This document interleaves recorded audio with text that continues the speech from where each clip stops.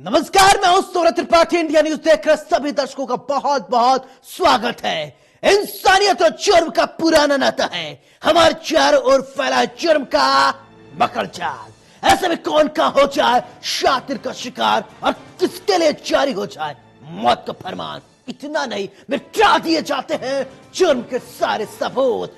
जुर्म दर जुर्म, कत्ल दर कत्ल जारी है अपराध की दुनिया का काला कारोबार। लेकिन हम आपको सच दिखाएंगे, क्योंकि कहीं होता है रेप तो कहीं होती है लूट सरेआम। हो सकता है आपके शहर में वो अपराधी बेखौफ घूम रहा हो, इसलिए आपको सावधान करने के लिए हम लेकर आए हैं हर जुर्म की पूरी दास्तान। आपको दिखाएंगे अपराधी का चेहरा खूंखार, जिसने मचा रखा है हाहाकार।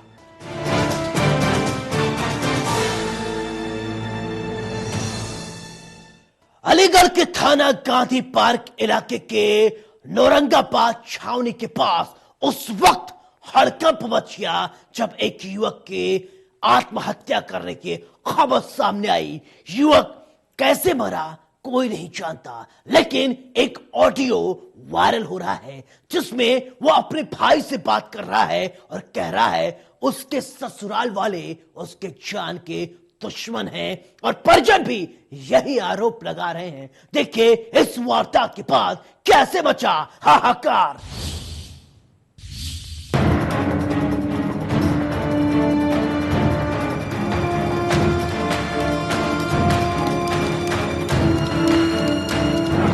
युवक ने क्यों की खुदकुशी? क्या वो ससुराल वालों से परेशान था? क्या उसे परेशान किया जाता था? भाई को क्यों फोन किया? आखिर वो इतने दहशत में क्यों था? सवाल कई हैं, जवाब बाकी हैं।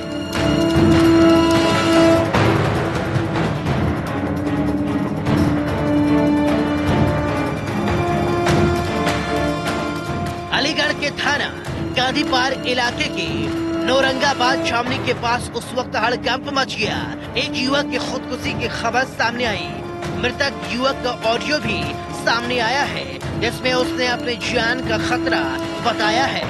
परिजनों ने ससुराल वालों पर आरोप लगाया है। पूरा मामला पन्ना देवी थाना क्षेत्र के सराय लवरिया का है, जहां के रहने वाले ललित उर्फ शिपू फूल डेकोरेशन का काम करता था। 5 साल पहले उसकी शादी गांधी पार्क इलाके के नौरंगाबाद छावनी के एक युवती से हुई थी। ललित के छोटे भाई ने बताया कि ललित अपने ससुराल के पास ही किराए के मकान पर रहता था। मंगलवार की रात ललित ने अपने भाई को फोन किया और कहा कि उसकी जान खतरे में है। पत्नी ने अपने मकान मालिक के साथ मिलकर कमरे में बंधक बना लिया है और ससुराली जनों को बुला लिया है।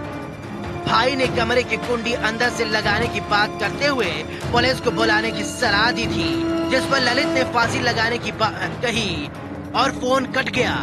कुछ वक्त बाद पता चला कि ललित ने फांसी लगाकर आत्महत्या कर ली। मृतक ललित और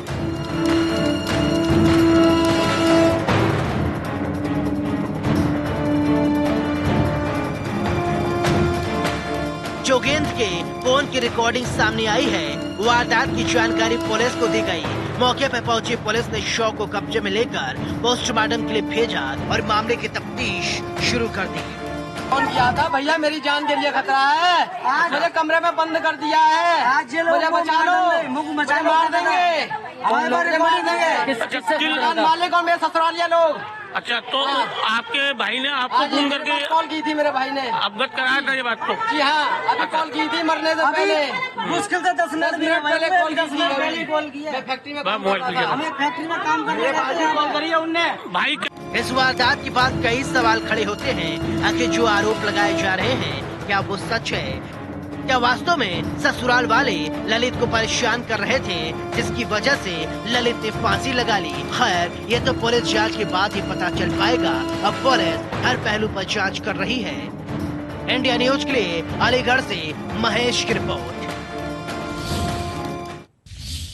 सरकार भले ही जनता के लिए लाखों करोड़ों रुपए खर्च कर रही है, लेकिन सरकार के नुमाइंदे सरकारी धन का खर्च करने के लिए सही इस्तेमाल शायद नहीं कर रहे हैं। सरकार के मंसूबे पर कौन लगा रहा है पलीता, ये हम आपको दिखाएंगे। देखिए इस रिपोर्ट के माध्यम से एम्बुलेंस क्यों लाया गया था। सरकार ने अपनी तरफ से सुविधा दिया, लेकिन उसका इस्तेमाल कैसे किया जा रहा है ये रिपोर्ट देखिए।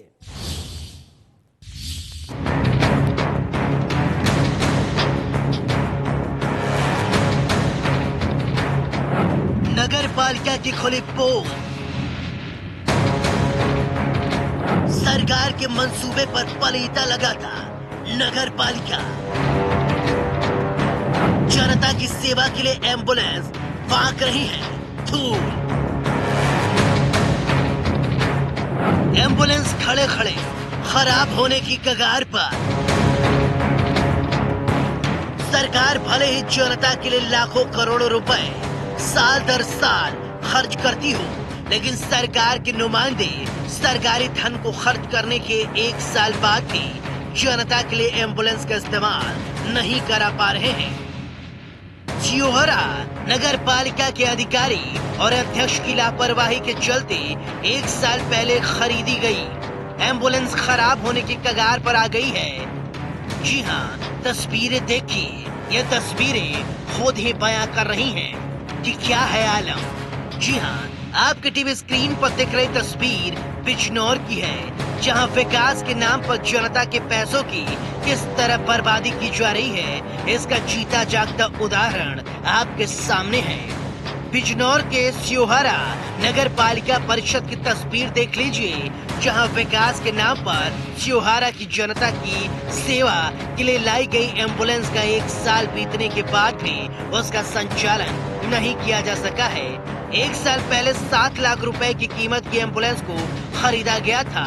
बीमार लोगों की जान बचाने के लिए लाई गई एम्बुलेंस आज खुद ही बीमार पड़ी नजर आ रही है। जनता की नजरों से छिपा कर एक ऐसे स्थान पर एम्बुलेंस को रखा गया है जहां कोई देखने वाला नहीं है। जनवरी 2020 को नगर पालिका परिषद द्वारा लाई गई इस एम्बुलेंस शक्लो सूरत जनता तो छोड़िए, नगर पालिका परिषद के सभासदों ने भी नहीं देखी है। जनता से एम्बुलेंस के बारे में पूछा गया तो उनका जवाब इनकार में होता है। नगर पालिका शिवहरा में जानकारी मिली है कि एक एम्बुलेंस आई थी, तो कब आई और अब तक क्यों नहीं चली, कहाँ पर है ये बताइए। एम्बुलेंस आई थी, उस बीच में ऐसा है कि किराए का ये था मामला कि बोर्ड के समक्ष रखा जाएगा, तो उसका किराया क्या निर्धारित किया जाएगा। जो किराया निर्धारित हुआ है बोर्ड से अभी एक माह पूर्व, अब किराया निर्धारित होगा, जिसको आवश्यकता होगी वो अप्लाई करेगा, उस पर एम्बुलेंस उपलब्ध कराएंगे। तो लगभग 1 साल हो गया, फिर क्या वजह रही कि अभी तक सर्विस में नहीं आ पाई? अभी तक बीच में कोरोना काल शुरू हो गया। अच्छा, ठीक, एम्बुलेंस थोड़ा डिस्टर्ब भी हो गई थी, वो बनने गई थी एजेंसी भी, बन के आगे खड़ी है सुरक्षित स्थान पे। अब जो अप्लाई करेगा उसको मिलेगा। पालिका प्रशासन से इस विषय में अगर सवाल पूछे जाते हैं तो एम्बुलेंस कहाँ है, तो कहा जाता है सुरक्षित स्थान पर खड़ी है, लेकिन वो सुरक्षित स्थान कहाँ है ये कोई नहीं जानता। एम्बुलेंस की कीमत पूछा तो कहा जाता है जेम पोर्ट पर देख लीजिए। एम्बुलेंस सेवा में क्यों नहीं है तो कोरोना काल का हवाला दिया जाता है। हालांकि नगर पालिका अधिशासी अधिकारी अरुण पांडे कहते हैं नगर पालिका में जनता की सेवा के लिए एक एम्बुलेंस लाई गई है, लेकिन ये कब चलेगी इसका कोई संतोषजनक जवाब नहीं दे पाए। मैंने का शिवहरा नगर पालिका ने कोई एम्बुलेंस खरीदी है, मगर आज तक मैंने उसे देखा नहीं है। नगर पालिका के बोर्ड की मीटिंग में भी विषय आया है, उसमें बोर्ड के लोगों ने ये चाहा है कि एम्बुलेंस आई है और वो जनता को समर्पित क्यों नहीं है। 27 जुलाई 2020 को हमने एक पत्र नगर पालिका के अध्यक्ष और अधिशासी अधिकारी के नाम दिया है, जिसमें 11 ऐसे बिंदु लिखे हैं जो नगर के अंदर जन सेवा के हैं, जो जनहित के कार्य हैं, मगर उस दिशा में आज तक कोई प्रयास नगर पालिका ने नहीं किया है। उसके अंदर एम्बुलेंस का मामला भी जनहित में हमने लिखा है। सर, ये जानकारी मिली है कि लगभग 1 साल हो गया एम्बुलेंस को आए हुए। एम्बुलेंस आई है, ये जानकारी में मेरे है, मगर अभी तक उसे एम्बुलेंस का रजिस्ट्रेशन है नहीं है। एक दिन बोर्ड में एक प्रस्ताव आया कि एम्बुलेंस का किराए का निर्धारण क्या हो, उसके बारे में संपूर्ण बोर्ड ने एक मत एम्बुलेंस जनता को प्राप्त होनी चाहिए, जनता की जनसेवा में जानी चाहिए। यह प्रस्ताव बोर्ड की मीटिंग में पास हुआ है, मगर आज तक वो क्यों जनता को समर्पित नहीं है, क्यों जनता के लाभ के लिए नहीं है। सरकार के पैसे का दुरुपयोग किया जा रहा है। नगर पालिका के सभासद सीधे सीधे नगर पालिका अध्यक्ष और अधिशासी अधिकारी पर भ्रष्टाचार के आरोप लगाते हैं। सवाल ये उठता है कि आखिर 1 साल बीत जाने के बाद भी नगर पालिका की बोर्ड मीटिंग में अभी तक एम्बुलेंस के संचालन को लेकर सहमति क्यों नहीं बन पाई। क्या एम्बुलेंस को लाने से पहले बोर्ड मीटिंग में इस बात पर चर्चा नहीं की गई थी। सवाल तो कई हैं जिनके जवाब नगर पालिका के अध्यक्ष को देने होंगे। इंडिया न्यूज के लिए बिजनौर से राजवीर चौधरी की रिपोर्ट। बुलंदशहर के कस्बा सिकंदराबाद के गांव बूढ़ा गांव के जंगल में बिटोरे के राख में मिले कंकाल के अवशेष। ग्रामीणों ने बताया कि 20 फरवरी की रात गांव के बिटोरे में ग्रामीणों ने अचानक आग लगी हुई देखी, जिसके बाद कंकाल मिला है और इसके बाद अब जानकारी पुलिस के अधिकारियों को दी गई है। कंकाल देखने के बाद ग्रामीणों में मचा है हाहाकार।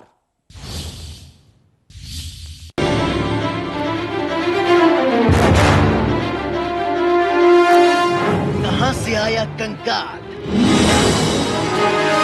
क्या है पूरा मामला, खुद के सुलझाने में जुटी पुलिस।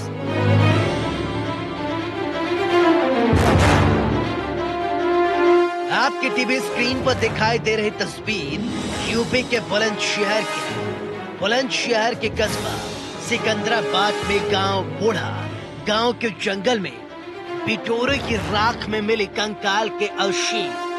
ग्रामीणों ने बताया कि 20 फरवरी की रात गांव के बिटोरे में ग्रामीणों को अचानक आग जलती मिली। इस बात की सूचना गांव के लोगों ने अग्निशमन की टीम को दी। सूचना मिलने पर दमकल की टीम ने जलते बिटोरे की आग पर काबू पाया। बुधवार को बिटोरा मालिक द्वारा बिटोरे की राख को रेतने पर कंकाल के टुकड़े दिखे। इस बात की सूचना गांव के लोगों ने पुलिस को दी। तुरंत ही पुलिस हरकत में आई और आनन फानन में पुलिस और फोरेंसिक टीम मौके पर पहुंचकर जांच में जुट गई। वहीं सिकंदराबाद क्षेत्राधिकारी नम्रता श्रीवास्तव का कहना है कि कंकाल के अवशेष जांच के लिए भेजे गए हैं। जांच के बाद ही पता चल पाएगा कि ये अवशेष किसके हैं। कुछ अवशेष मिले हैं, अवशेष मिले हैं इसमें, कोई हड्डियों के। हाँ जी, हाँ जी। तो कोई क्या है, अब तक कोई जानकारी मिली आपको? जानकारी कुछ नहीं मिली सर। बात यह है कि आग लगी पिटोड़ा में, हर आदमी ने सोच लिया कि भाई वैसे किसी ने आग लगा दी है, ठीक है जी।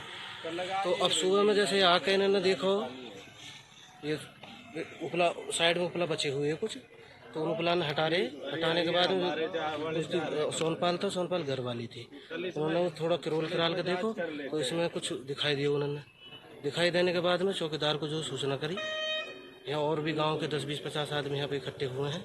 जैसे जैसे पता चलती चली गई।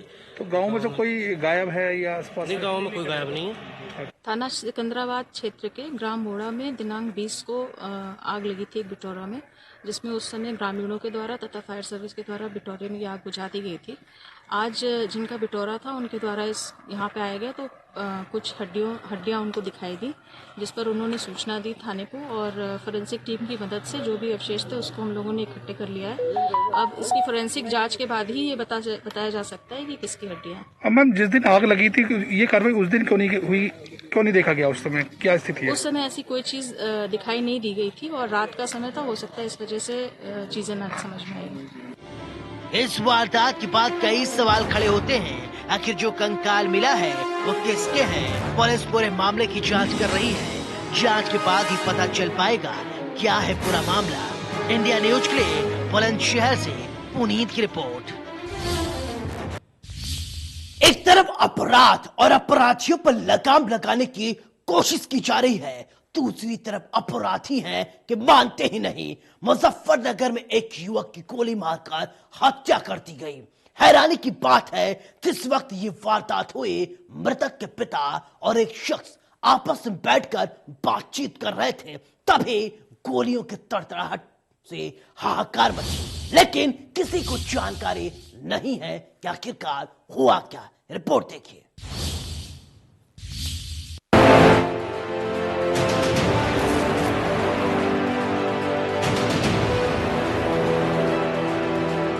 बढ़ता आपराधिक ग्राफ, न शासन का डर, न पुलिस का खौफ। इतने बेखौफ हो गए हैं अपराधी। अपराधियों पर कैसे लगेगी लगाम? गोलियों के तड़तड़ाहट से हाहाकार।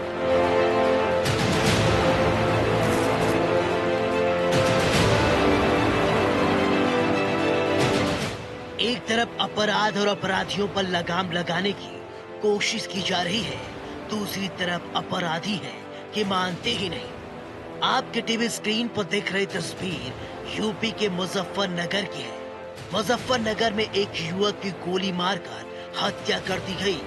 वारदात की जानकारी मिलते ही हाहाकार मच गया। मृतक के परिजनों ने युवक की हत्या का आरोप मृतक के मामा पर लगाया है। घटना के बाद परिवार में कोहराम मच गया।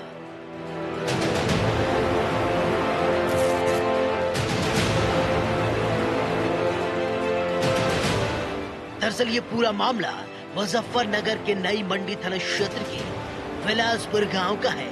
बताया जा रहा है कि जंगल में एक युवा प्रिंस उर्फ चीनू पुत्र अजय धीमान की उस वक्त गोली मारकर हत्या कर दी गई। लड़का एक प्रिंस था धीमान, वो खेत पे आया तो उसके 2 रिश्तेदार भी आए। वो अचानक गोली चली या मारी गई है तो जानकारी अभी हुई नहीं है, लेकिन वो दर्दनाक मौत हो गई है। कितने बजे घटना है? 5:30 बजे की घटना है। कौन से गांव के जंगल की बात है? बिलासपुर के जंगल की बात है। क्या लड़ेगा किसी से कुछ? नहीं, कुछ नहीं। 16 साल का लड़का था, 11वीं का छात्र है वो। कि कोई पुलिस आई है तो तत्काल पुलिस पहुंची है। हाँ, उनके कोई रिलेशन में है वो, लेकिन वो जानकारी मुझे नहीं है ज्यादा कि क्या रिश्तेदारी है। वो बच्चा इतना भला है कि वो हर आदमी से राम राम और सलाम करके चलता था। और उसके रिश्तेदार आए खेत में और आते थे 8वें दिन 10वें दिन, कोई रंजिश नहीं, कुछ नहीं। उस बच्चे के गोली सटा के मारी गई और सख्त से सख्त कार्रवाई की जाए। क्या कारण था? क्या कुछ भी कारण नहीं था, कोई कारण नहीं था। दारू का नशा था उनको, दारू पी रखी थी यहाँ पे। रिश्तेदार जो है वो रिश्ते में मामा लगता है, ठीक, और उन्होंने दारू पी रखी थी। बच्चे को कहीं के लिए भेजे थे, वो नहीं गया, उसके गोली मार दी। जब वो अपने खेत में था, वारदात की जानकारी पुलिस को दी गई। मौके पर पहुंची पुलिस ने शव को कब्जे में लेकर पोस्टमार्टम के लिए भेजा और मामले की तफ्तीश शुरू कर दी।